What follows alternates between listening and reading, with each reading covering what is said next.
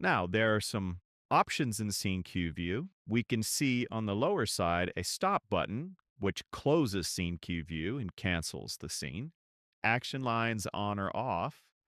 With this toggled on, action lines, if they are included in the scene, will be read by the director. If it is toggled off, they will no longer be included in the rehearsal. If we tap read through on, it will tell us, quick read through. This mode reads through all the lines in the scene with no speech recognition. This is best for studying, but not rehearsal. So we'll cancel. In the top area, we have a Eyeline helper button. Tap the Eyeline helper button.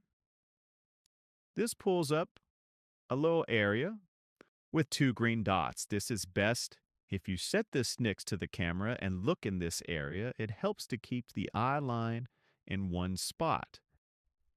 In this mode, in SceneCue View, you may want to choose the way the words are highlighted. By default, words are highlighted by matching what you say to the text. This means that the lines will scroll based on what you say. We can change the highlight mode to word, where each word you speak advances the highlight one step regardless of what was said. Or you can simply do it with a timer. All lines scroll automatically at the speed set below. We will choose Smart. We have a Script button, so we can view our script for reference. Notes button, which we can view our scene notes. Now, we will toggle action lines off, and we will go ahead and start the scene by simply saying, Director, call action. Okay, ready, and action. Was the audition for a guest star or recurring role? Now we can say our line after cue was listening for. It was for a recurring. Congratulations, that's great. Thanks. Now that we've reached the end of the scene, we can go back to the beginning, or we can stop and go back to the line editor. If you are in the middle of a self-tape, rehearsal, or performance, you may want to do another take. In this case, we just simply say director back to 1. Okay, back to 1.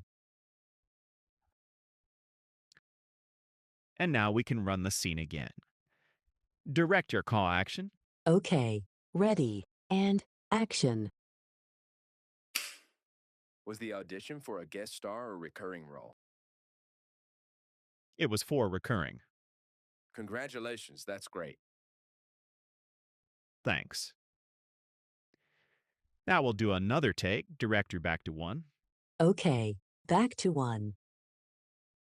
We're going to show you how to change the cue word that actor Q is listening for on your line should you run into an issue to where it doesn't recognize the cue word.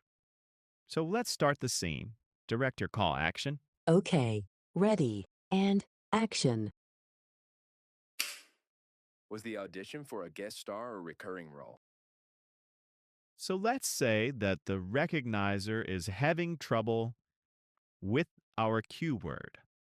In this case, we will tap in the lower menu, change cue word. We can see the current cue word. We'll tap and simply change it.